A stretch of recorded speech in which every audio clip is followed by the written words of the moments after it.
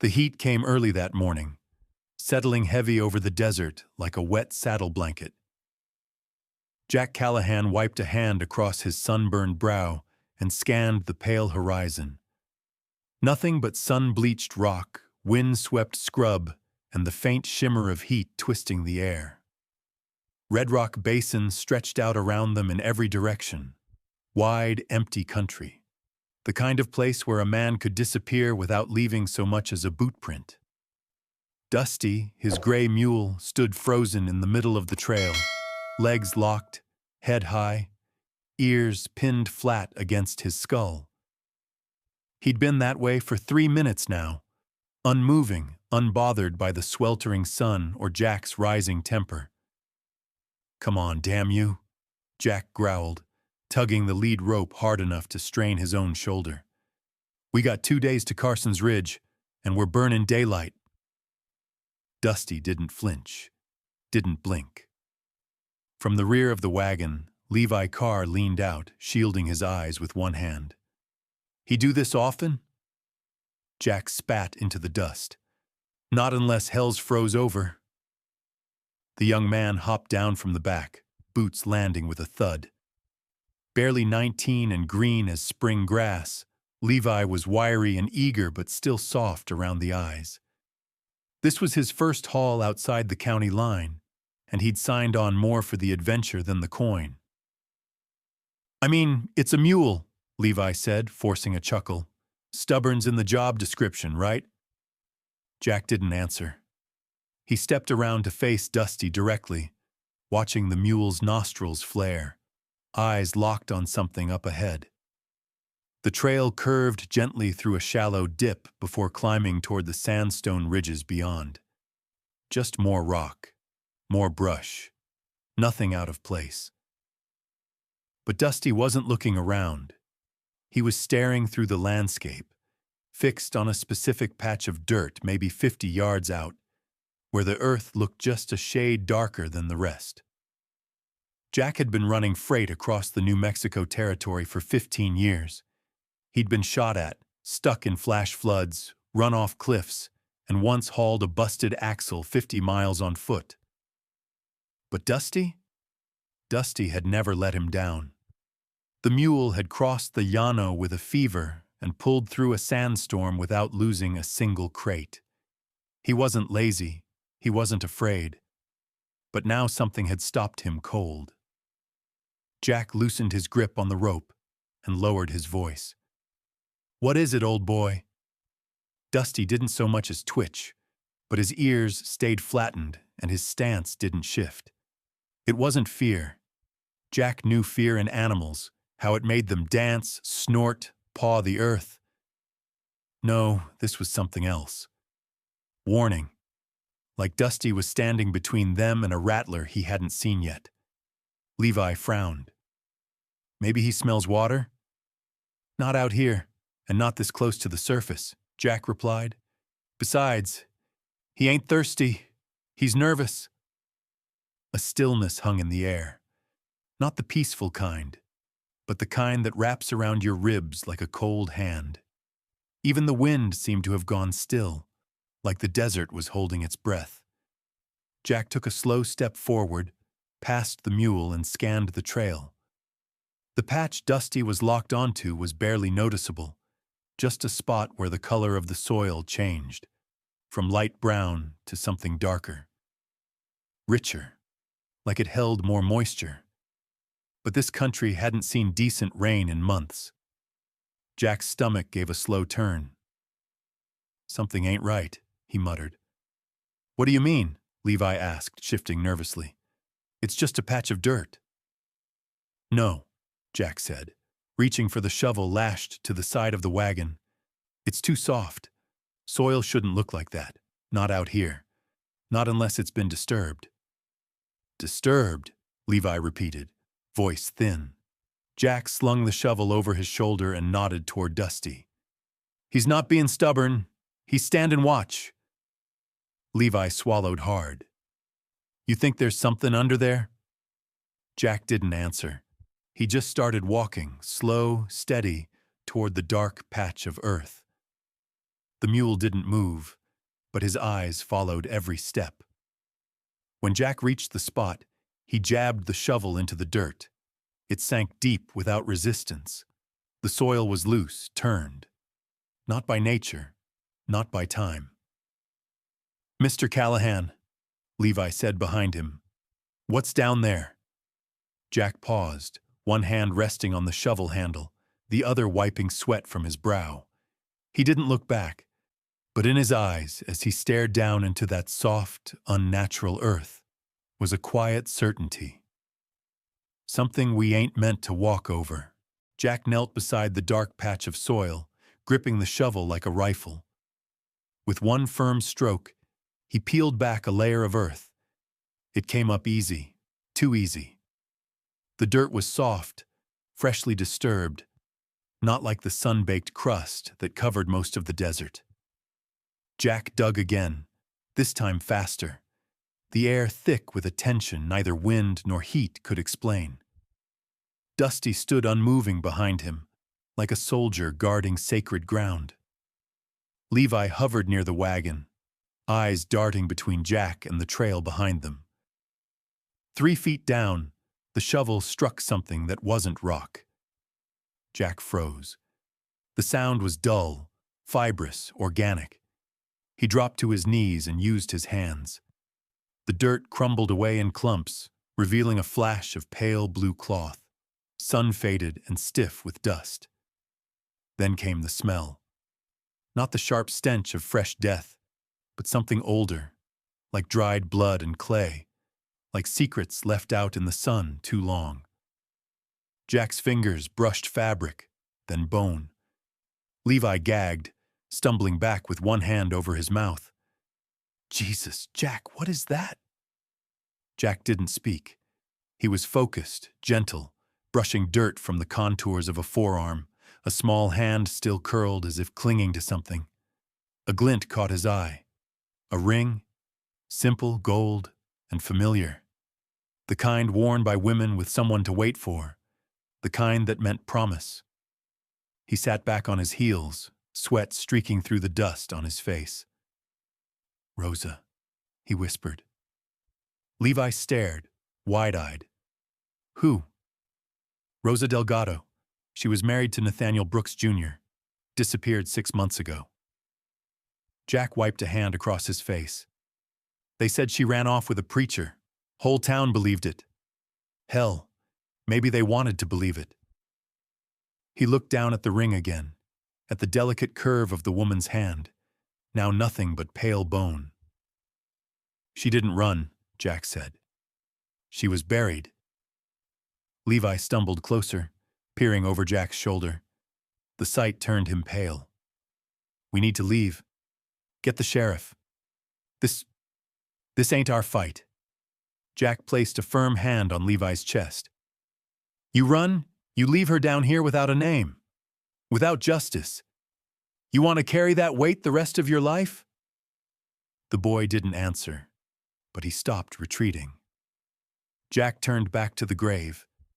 He could see her face now, partially exposed. Soil pressed in on the edges, but there was enough to recognize her. Even in death, something of her lingered. Not just the shape, but the memory. "She had this smile," Jack said quietly, more to himself than anyone else. "Could make the meanest bastard in town forget what he was mad about. She used to bring her husband's lunch down to the post in a little basket.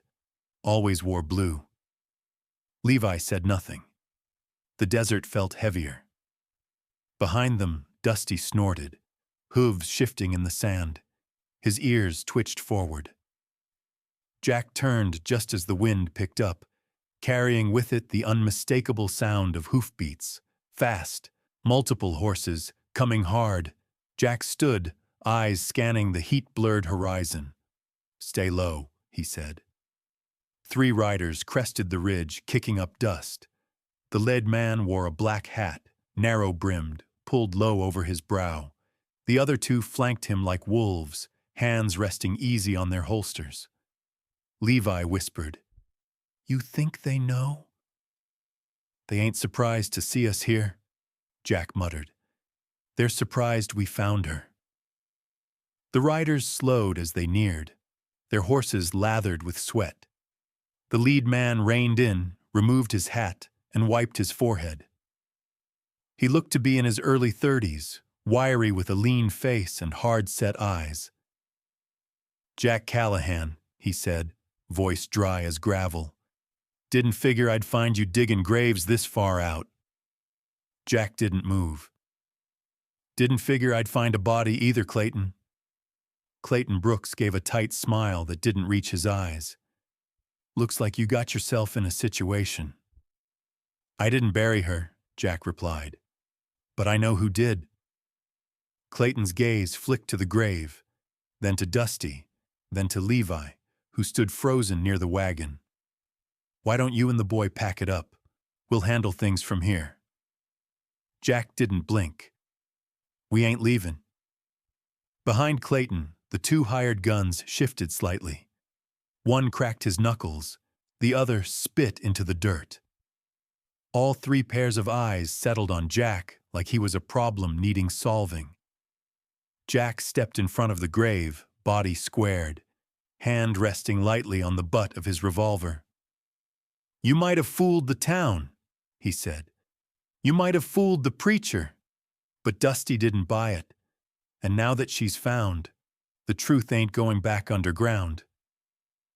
Clayton's jaw twitched. Be careful, Jack. Some things are better left buried. Jack raised an eyebrow. So I've heard. The wind stilled, the horses stomped nervously, and for a long moment, the desert held its breath once more. Clayton Brooks dismounted slow, like a man trying not to spook a wild dog. His boots hit the dirt with a soft crunch, the spurs jangling like wind chimes in a storm. He stepped forward, calm on the outside.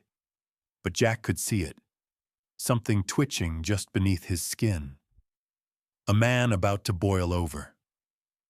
Behind him, the two hired guns spread out, flanking to either side without a word. Professional, no wasted motion. The one on the left had a scar down his cheek and eyes that looked like they'd seen more graves than sunrises. The other, younger, kept glancing at Levi like he already had a bullet picked out for him. Jack didn't move from his spot in front of the grave. His rifle was still slung, but his right hand hovered close to the revolver on his hip. You brought muscle, Jack said. That tells me you already knew what we were going to find. Clayton's eyes went cold. What you found is a mistake, a problem. That ain't a problem, Jack replied, nodding toward the grave. That's Rosa Delgado, and she didn't crawl in there herself. Levi shifted uneasily, his breathing quick and shallow. Dusty let out a sharp snort, stomping once. Jack knew that sound. It meant the mule didn't like what he was smelling. Neither did Jack. Funny thing about mules, Jack said, eyes never leaving Clayton. They've got a nose for rot, and Dusty here's never led me wrong. Clayton gave a half smile. You sure it's not just old age making him ornery? Maybe, Jack said. Or maybe he just remembered what this patch of dirt used to be before someone tried to hide it. The younger gunman's hand twitched near his holster. Jack's voice dropped. Easy, son. I've buried better shots than you. A tense silence thickened the air. The sun had climbed high now, baking the ground, casting sharp shadows beneath the wagon and horses. Heat shimmered around them, but the cold in Jack's gut told him it wasn't just weather making him sweat. Then, without warning, the scarred gunman drew. The first shot cracked like thunder, kicking up dirt inches from Jack's boot. Before Levi could scream, Dusty launched forward, hooves flailing, teeth bared in fury. He slammed into the attacker's horse, knocking the beast sideways and sending the man tumbling with a thud. Chaos exploded. Jack dove behind the wagon, yanking Levi down with him. Bullets tore through the air, pinging off the metal rims and slicing into the wagon wood.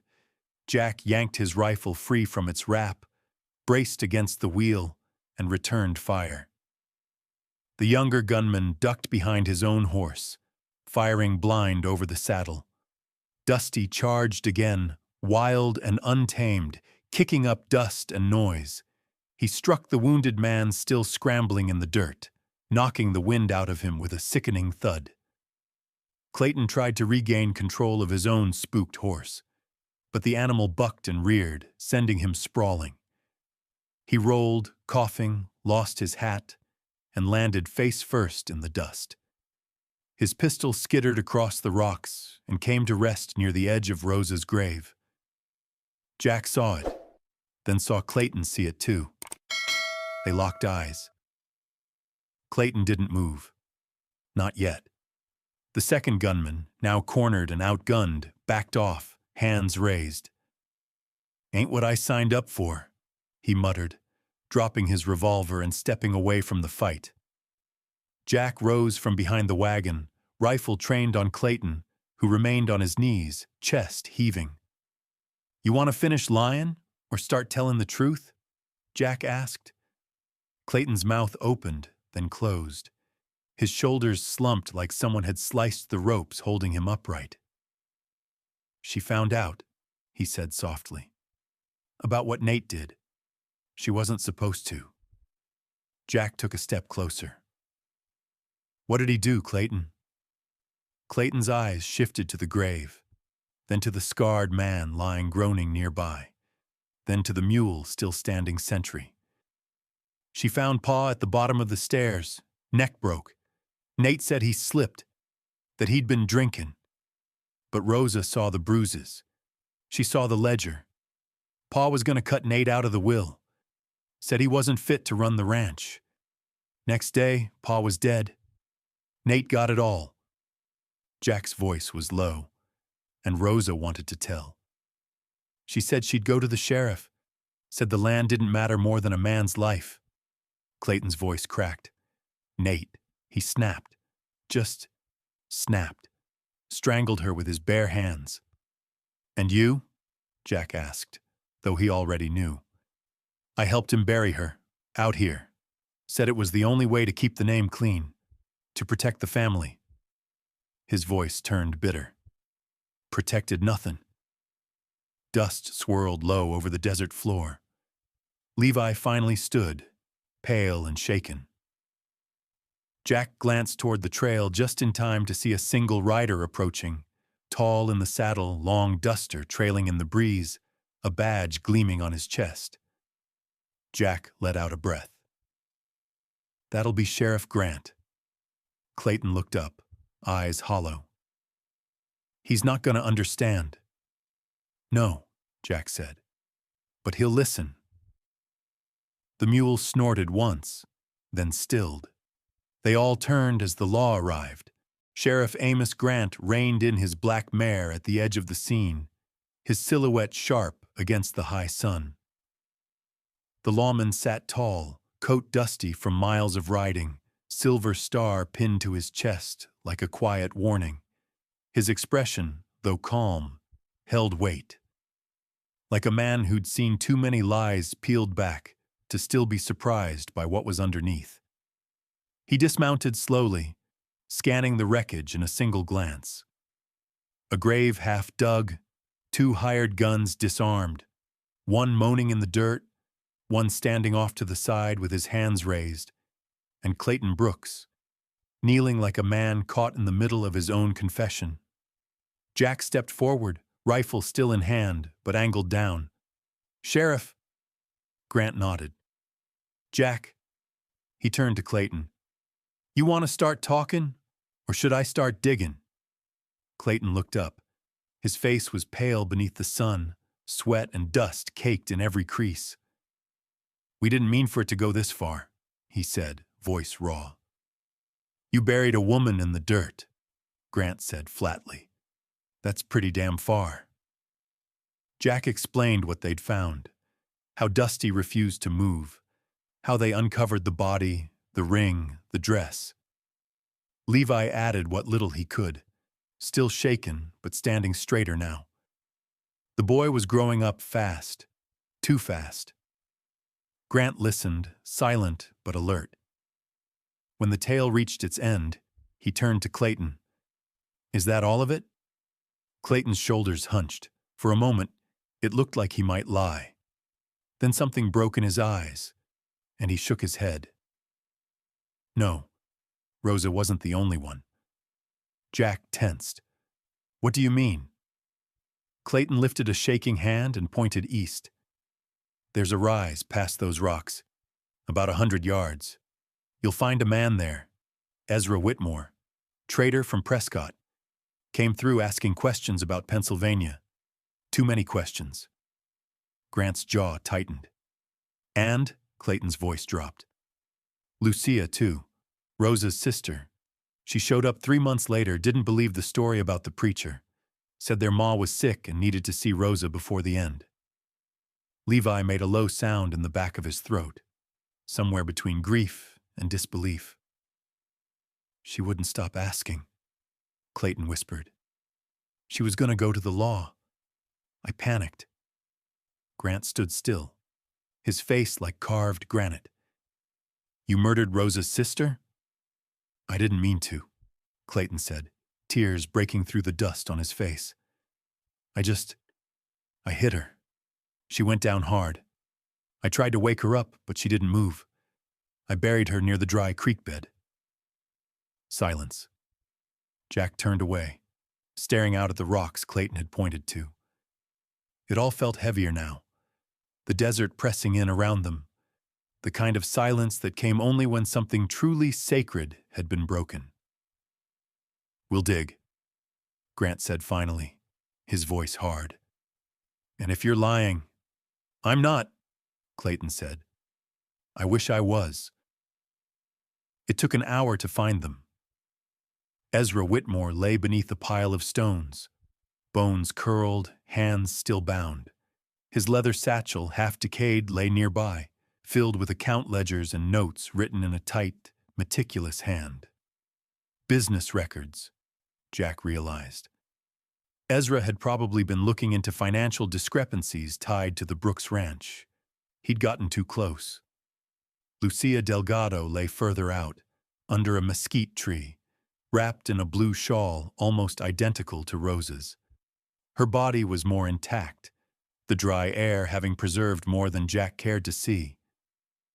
Grant stood over the 2 fresh graves they dug, his hat in his hands, lips moving in a quiet prayer. Dusty stood beside Jack like a stone statue, unmoving. Levi stared down at Lucia's shawl, fists clenched at his sides. "I knew Rosa," the boy said softly. "She brought me a sandwich once at the general store. I was only 12, but she smiled like I mattered." Jack put a hand on his shoulder. Sheriff Grant turned to Clayton. "You killed 3 people." Clayton nodded. "I helped with Rosa, Thomas, he did that. But Ezra, Lucia, that was me." "And Thomas?" "Dead," Clayton said. 3 months after we buried Rosa, took his own life. Left me with everything, land, lies, and a name I couldn't carry." Grant exhaled slow. "Well, you won't have to carry it much longer." He pulled the irons from his saddlebag, clamped them around Clayton's wrists. The man didn't resist. "What about the ranch?" Levi asked. "The state'll seize it," Grant said. "Profits go toward burial costs and reparations, if there's any left." Jack stared at the graves. "And the rest?" "The town will know," Grant said. "The truth. All of it." As they packed up camp, Levi helped cover the bodies with blankets from the wagon. Clayton sat in the shade, chained to the wheel. He didn't speak, didn't move. Dusty walked a slow circle around the graves, stopping beside Rosa's. He lowered his head, snorted once, and stood still. Jack watched him. "You knew," he murmured, "all this time." The wind shifted. The scent of sage rolled in from the east. You hear that? Jack asked quietly. Levi paused. Hear what? Jack looked toward the distant horizon. Justice, on the wind. The funeral drew no crowd, but it didn't need one. Beneath a sky scraped clean by desert winds, 3 wooden coffins sat side by side on the ridge above Las Lomas Cemetery. The town preacher mumbled a few quiet verses, but the real eulogy came from the stillness, the kind that settles only after truth has clawed its way into the open. Rosa Delgado, Lucia Delgado, Ezra Whitmore. Their names carved into fresh headstones, finally freed from the silence that had buried them deeper than any grave. Rosa and Lucia's mother arrived from New Mexico by wagon, eyes hollow with grief but spine straight as iron. She carried a bundle of marigolds and laid them, one by one, on each coffin lid. When her hands touched Rosa's, her shoulders trembled, but she didn't cry. Not loudly, just a whisper, a murmur between mother and daughter, something no one else could hear. Jack stood back, hat in hand, Levi beside him like a boy forced to grow up too fast. They're home now, Jack said quietly. Levi nodded. Yeah, just wish it hadn't taken so long. 3 days later, in the hush before dawn, Clayton Brooks was hanged behind the Carson County Courthouse. There was no crowd for that either. Sheriff Grant gave the orders. The rope was tested twice, and the gallows creaked once before silence returned. Clayton's final words were barely audible, muttered through dry lips and regret-choked breath. Tell Dusty, thank you. Justice, in the end, had not been grand. It had been cold, necessary, and clean. Jack figured that's how it ought to be. With the trial closed and the last shovel of dirt packed firm over Rosa's resting place, the territory moved on. But the land remembered. So did Jack. The Brooks Ranch was seized by the state and sold 2 seasons later to a mining family out of Colorado. They tore down the main house, plowed the land fresh, and left no trace of the Brooks name behind. Locals said the well never tasted right after that, and no new cattle would graze near the southern fence line, not after what had soaked into the soil. Jack and Levi finished their supply run to Carson's Ridge like they always did, only this time the road felt lighter. Not just the load, but the air, the sky, the silence between hoofbeats. Dusty walked that same trail where he'd once refused to go, unbothered now. His work was done. The boy changed after that. Levi started his own freight business within a year, outfitting a wagon with his name burned into the wood. Car and Company. Honest freight. Folks took to him quickly, said he was young but sharp, with a good sense for danger, and a 6th one for when to listen to the animals. Jack kept to the trail, older now, shoulders a little more stooped, hair a little grayer. But the fire behind his eyes stayed steady. He didn't talk much about what happened unless someone asked, and when they did, he'd tell the story of Rosa Delgado, not with bitterness, but with reverence. About the mule who wouldn't move, about the girl who never ran away, about the desert that finally gave up its ghosts. He told it in saloons near Santa Fe, on porches in El Paso, by firelight outside Winslow. Each time someone would nod slow, take off their hat, and stare at the horizon like it might answer back. Dusty became a kind of legend after that. A few folks claimed the mule could smell death before it happened. One old rancher swore Dusty once stood still and stared at a patch of barn floor until they tore it up and found a nest of scorpions and a snake coiled underneath. Jack never confirmed or denied. He just smiled and let the story grow. Years passed. The trail changed. The world moved faster. But Jack always returned to that stretch near Red Rock Basin at least once a year. Not to haul cargo, but to sit beside a rough stone marker in the shade of a stubborn mesquite tree. He carved Rosa's name into the stone himself, and when he sat there, watching the wind sweep across the basin, he sometimes thought he could hear something. Soft voices carried on the breeze, not crying, not mournful, but singing. A gentle hum like lullabies whispered from beyond the veil. Justice, he thought, didn't always wear a badge or ride in with guns blazing. Sometimes it came quiet. Sometimes it came on 4 hooves and wouldn't take another step until someone listened. That night, at his camp just west of the old Brooks place, Jack stared into the fire and told the tale once more, to no one in particular. And when he finished, he looked out at the desert and said, as he always did, "If a mule ever refuses to move, maybe he ain't stubborn. Maybe he's telling you the land remembers." Then he poured a splash of water into the dust for the ones who'd never gotten their goodbyes. And the wind, for just a moment, blew back from the east. This powerful story reminds us that sometimes the most profound truths surface in the quietest corners of the world, often through the most unexpected witnesses. We've journeyed with Jack and Dusty through the Old West, but now we'd love to hear from you.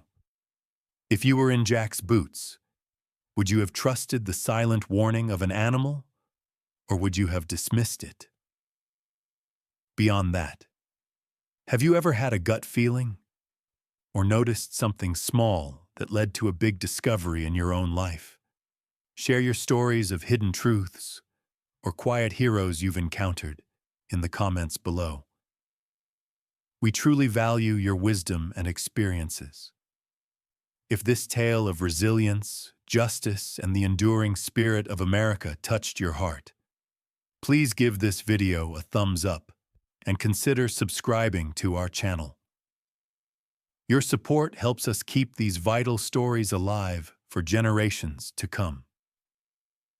Thanks for watching, and we'll see you in the next story.